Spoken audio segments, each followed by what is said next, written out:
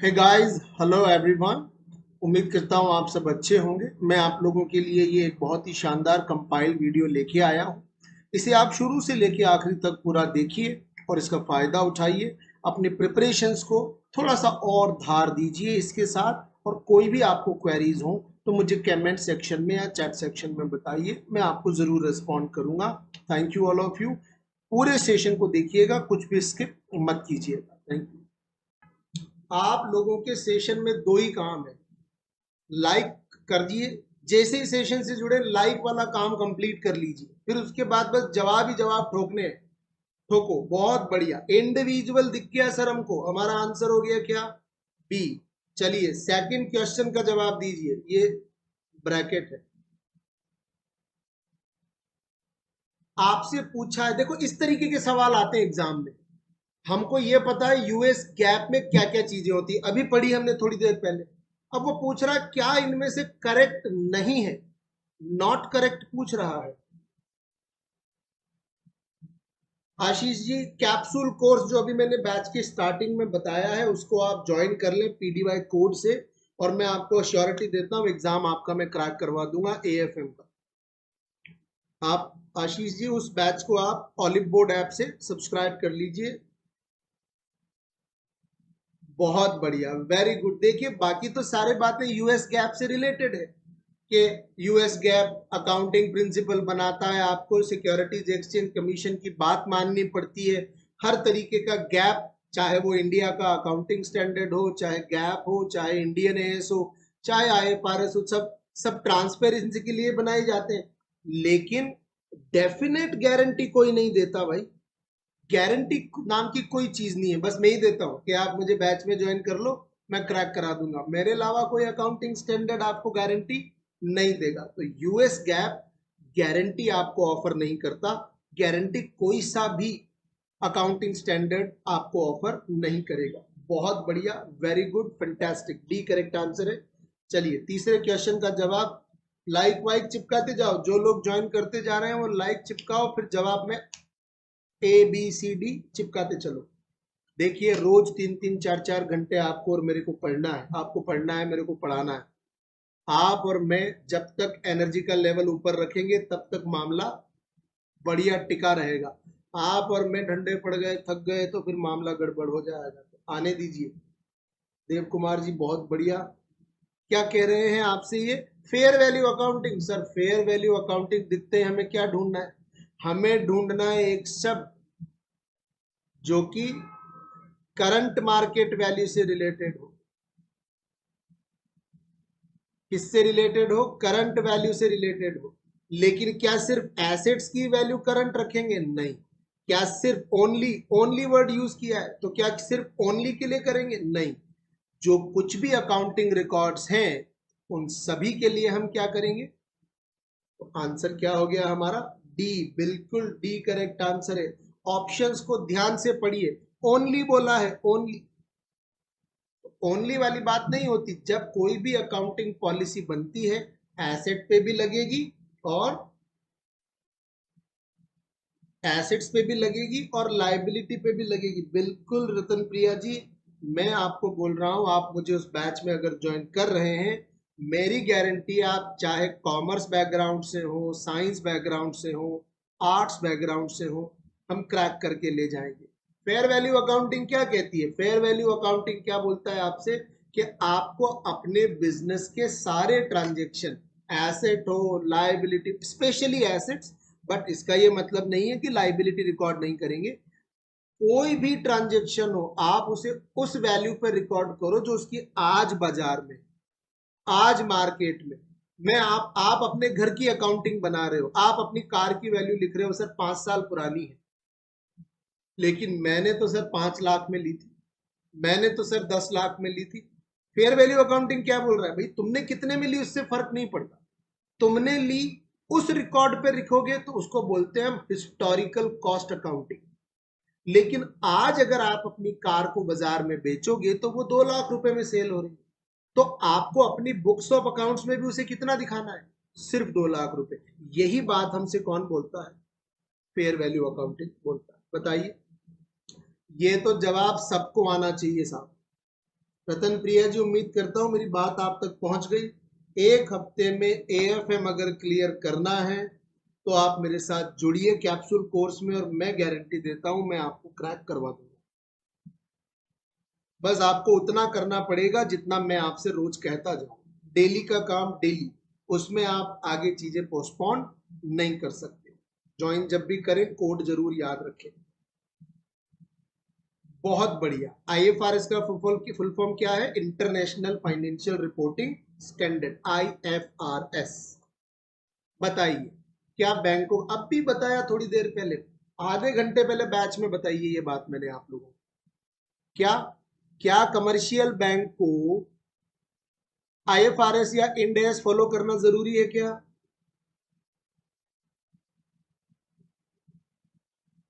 बिल्कुल जरूरी नहीं है। और ये जरूरी नहीं है का सर्कुलर कौन से साल में आया था आरबीआई का?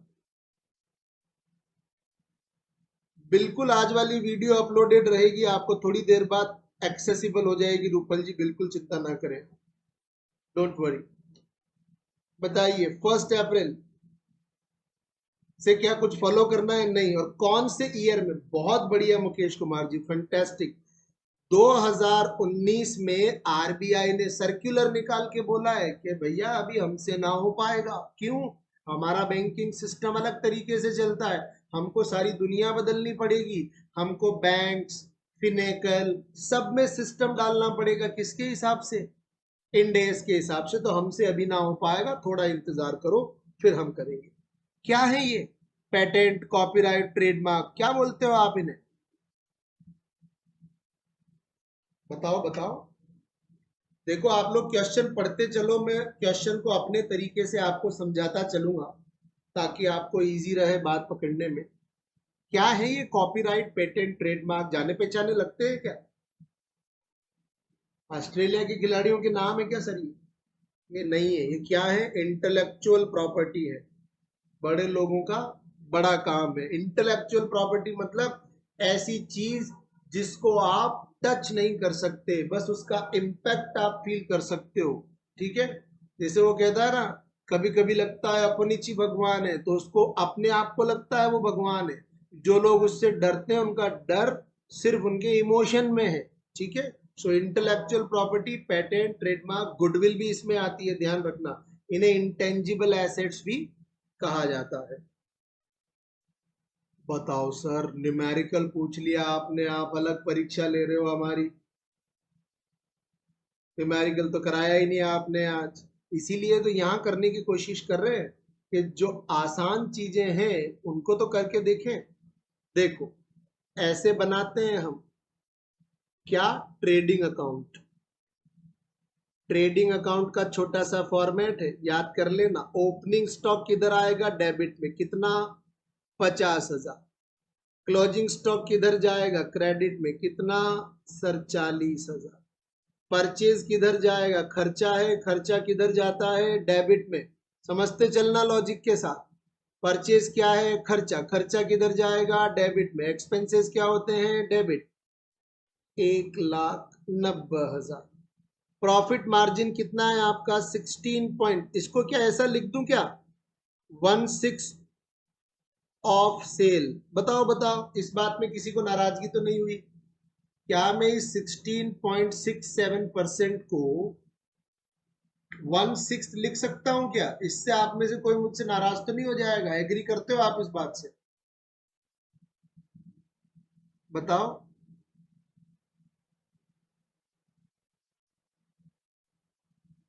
मुकेश जी क्या यस, क्या नाराज हो गए? मजाक कर रहा हूं मैं। देखो अब जब ये लिखता हूं मैं, तो अब ये तो सेल्स पे है। अब सेल्स तो मेरे पास है ही नहीं, तो मैं निकालू कैसे? सेल्स तो पूछिए मुझसे। अब आप एक कंसेप्ट पकड़ लेना, यहाँ बहुत काम आएगा आपकी परीक्षा में। अगर आपको कभी भी प्रॉफिट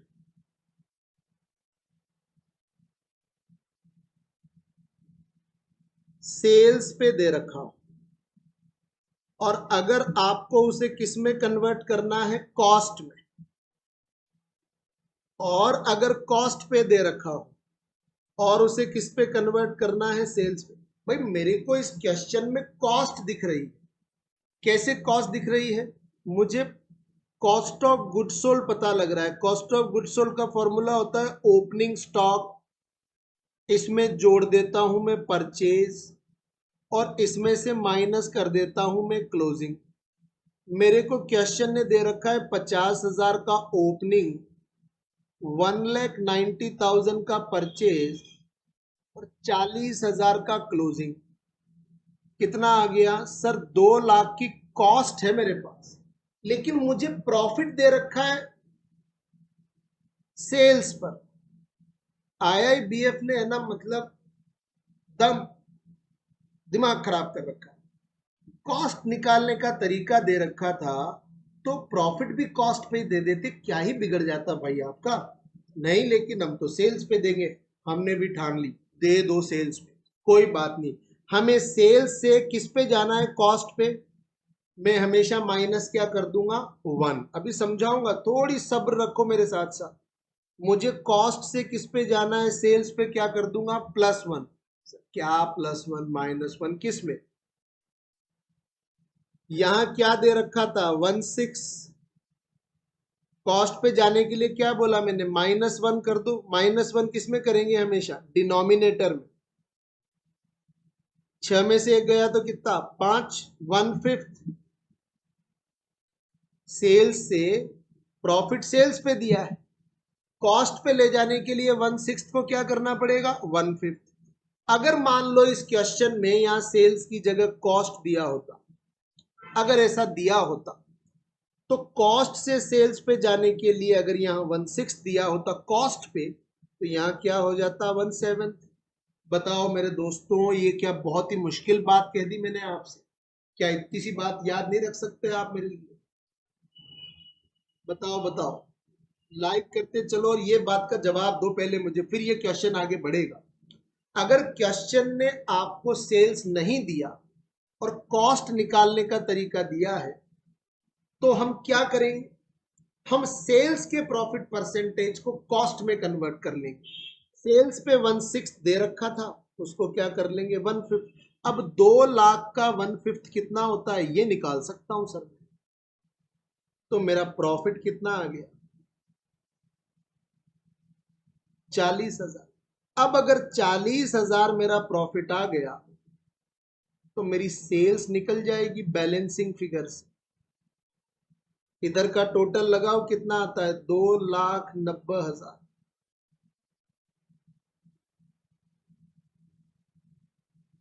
इसमें से 40,000 का क्लोजिंग स्टॉक माइनस कर दो।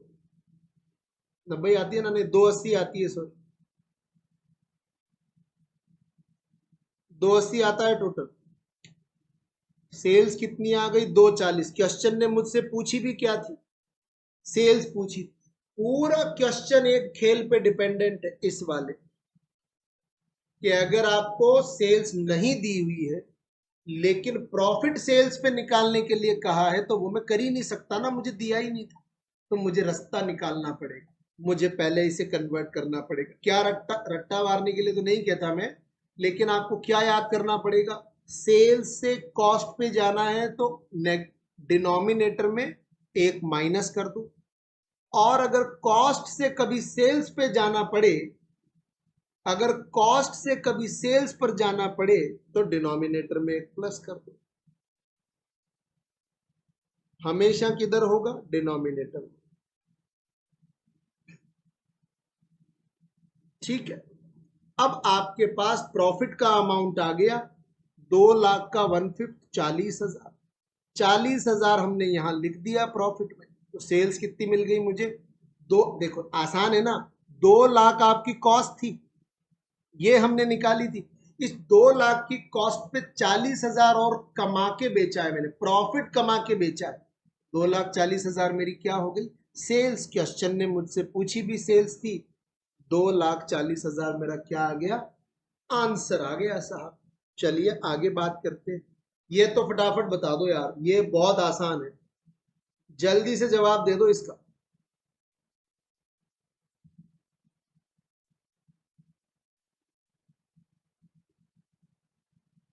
जल्दी से जवाब दे दो। इसका जवाब दो। मैं एक बार फिर, हमारे कुछ साथियों को दिक्कत आई है, मैं एक बार फिर बता देता हूं। अरे 40,000 प्लस 1,90,000, सॉरी 50,000 प्लस 1,90 माइनस 40,000। ठीक है, मेरे को प्रोडक्ट बनाने में खर्चा आया था 2 लाख का। प्रोडक्ट बनाने में कितना खर्चा आया था पिछले क्वेश्चन में? 2 लाख का।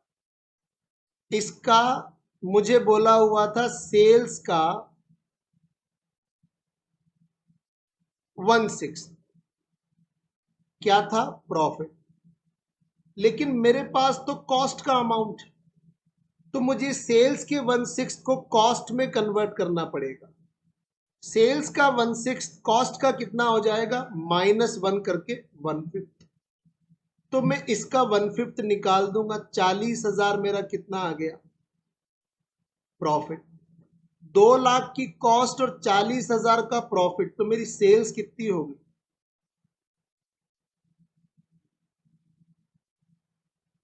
आप बताओ मेरे जवानों, अभी भी मन में कुछ शंका, दुविधा, दर्द, दुख कुछ भी हो, पूछो।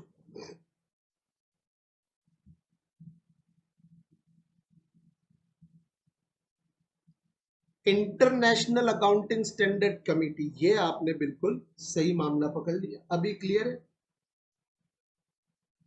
ऐसे अब पहली बार पढ़ोगे तो 2 बार तुम्हें तो आएगा समझ में। इतना आसान भी नहीं है अकाउंटेंसी। अगर एक ही बार में सब समझ में आने लग गया तो फिर मैं भी कहने लगूंगा कभी कभी लगता है अपनी ची भगवान है। नहीं। चलो इसका जवाब दो साहब। ये एग्जाम में 100 में से 10 से 20 नंबर का पेपर ऐसा मिलेगा। इसकी भी मिलेगी गुरदीप जी, क्यों नहीं मिलेगी? ऐप पर आपको सब पीडीएफ मिलेगी। ऐप पर अगर आप उस पेड बैच में हैं तो उसमें आपको मिलेगी। ऐप अगर आपके पास डाउनलोडेड है तो फ्री पीडीएफ में आपको ये पीडीएफ भी मिलेगी। बताओ बताओ जवानों बताओ, आईएफआरएस फाउंडेशन के क्या ऑब्जेक्टिव है? ये तो मैंने बताया था आपको कि ये क्या है, एक एनजीओ है। अब ये क्या करता है? क्या ये अकाउंटिंग प्रैक्टिस डेवलप करता है? क्या ये पब्लिक इंटरेस्ट में कॉमन फाइनेंशियल फॉर्मेट डेवलप करता है? क्या 2 set of high quality accounting policies ये हमें देता है? Financial reporting standard upon clearly articulated principles क्या हमें बना के देता है? मजा आ गया आप लोगों ने, मतलब जो मैंने आपके साथ इस क्वेश्चन में ट्रिक खेला आपने पकड़ लिया। सर ये 2 दिया है आपने, हाँ आपने हमको बेवकूफ बनाया। 2 सेट नहीं सर, ये एक ही सेट देता है। अरे वाह यार, मजा आ गया, आपने मतलब पकड़ ली बात मेरी। चतुर चालाक हो आप भी एकदम। चलो बताओ, अगले सवाल का जवाब दो। आप चतुर रामालिंगम हो तो मैं भी रणछोड़ दास चांचड़ बनूंगा। हाँ 2 मार्क्स में आएंगे ऐसे क्वेश्चन बिल्कुल। अभी पढ़ाए थे आज अकाउंटिंग कन्वेंशन, बताओ इनमें से कौन कौन से अकाउंटिंग कन्वेंशन में शामिल हैं?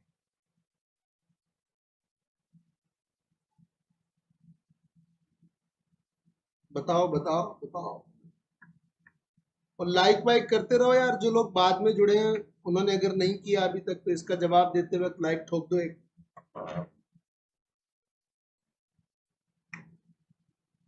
देखिए, डेप्रिसिएशन अकाउंटिंग या डेप्रिसिएशन कन्वेंशन, ऐसा कोई कन्वेंशन नहीं है, तो सर 1 तो आएगा ही नहीं। देखो अब ऐसे क्वेश्चन जब करो ना तो इनको एलिमिनेशन मेथड से करना। 1 आएगा तो फिर 1 नहीं आएगा तो ए तो आएगा ही नहीं सर। कंजर्वेटिज्म का भी आपने सर पढ़ाया, कंसिस्टेंसी भी आपने पढ़ाया, फुल डिस्क्लोजर भी पढ़ाया, डुअल एस्पेक्ट भी पढ़ाया और मटीरियलिटी भी पढ़ाया। लेकिन क्या ये सारे कन्वेंशन थे क्या? इनमें से कुछ के नाम कंसेप्ट थे और कुछ के नाम कन्वेंशन थे। तो एक बात याद रखना इस क्वेश्चन के through,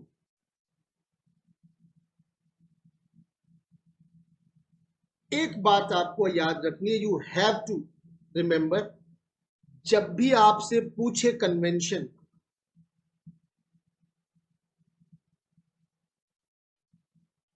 legally only these three are regarded as convention. सिर्फ इन तीनों को ही कन्वेंशन माना गया है, बाकी सब कंसेप्ट की कैटेगरी में जाएंगे। हाँ, ये क्वेश्चन का लेंथ थोड़ा बड़ा है इसलिए थोड़ा छोटा रखा है।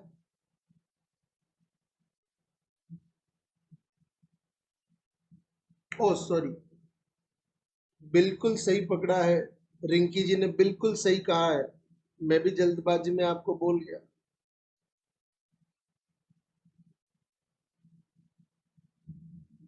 दिस वन कंसिस्टेंसी नहीं आएगा, ध्यान रखना। दिस वन सिर्फ इन तीनों को माना गया है, थर्ड को नहीं माना गया है। बिल्कुल रिंकी जी, बिल्कुल सही।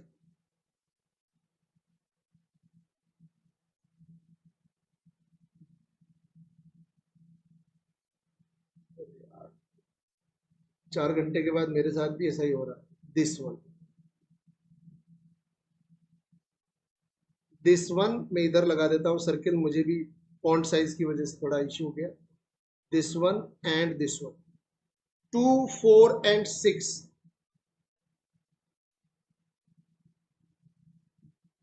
2, 4 and 6, तीन चीजें कौन कौन सी?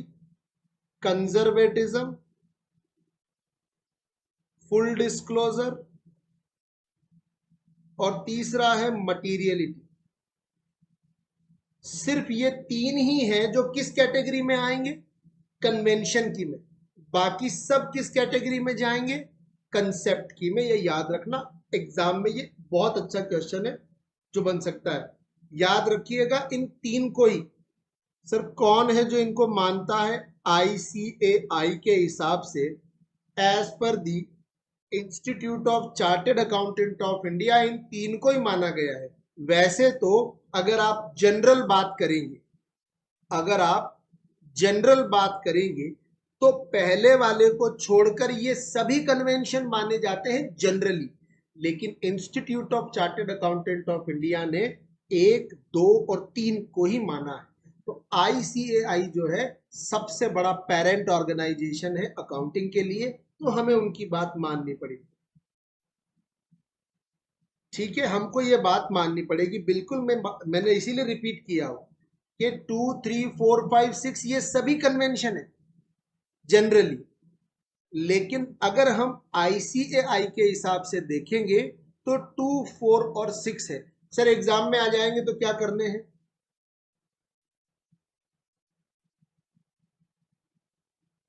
नितिन जी देखिए, बिल्कुल ऐसा हो सकता है, लेकिन ऐसा करने पर आपके लिए पेपर जो है वो 75 के हिसाब से रह जाएगा।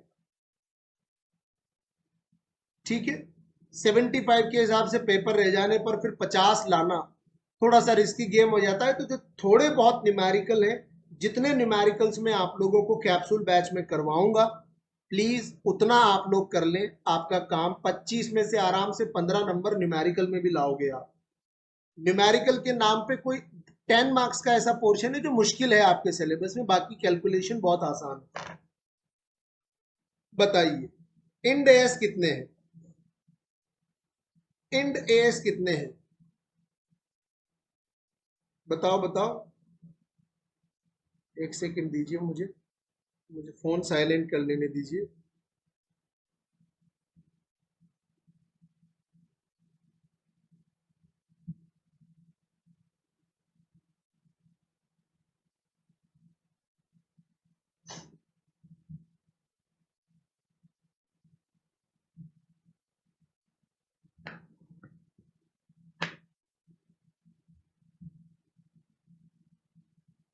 बहुत बढ़िया।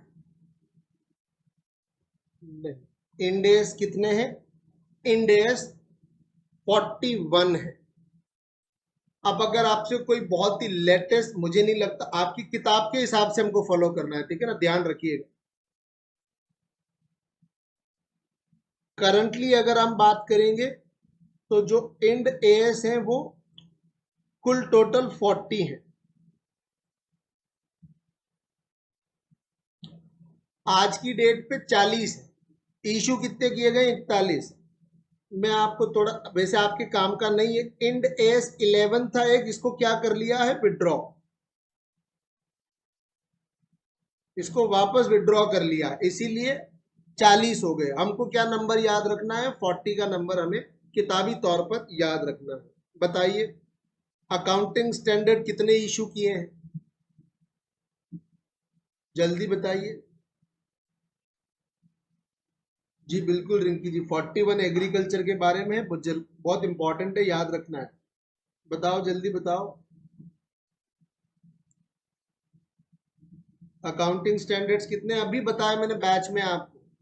इशू कितने किए गए हैं टोटल इशू? बिल्कुल, बहुत बढ़िया, 32 इशू किए गए हैं। बताइए अब आपका अभी काम आएगा, मैंने अभी आपको बताए थे बैच के अंदर कि कौन सी चीज का कहाँ यूज होता है। तो जब आप बैड एंड डाउटफुल डेट के लिए प्रोविजन बनाते हो, तो प्रोविजन इनमें से कौन से अकाउंटिंग कंसेप्ट को ध्यान में रख के बनाते हो? ये बहुत इंपॉर्टेंट क्वेश्चंस हैं, इस तरीके के क्वेश्चंस आएंगे आपके एग्जाम में, और आप इन्हें तभी कर पाएंगे जब आपने इनका कंसेप्ट, जैसे आज अभी क्लास में हमने कंसेप्ट समझा था, तो चीजें आसान बन जाएंगी आपके लिए।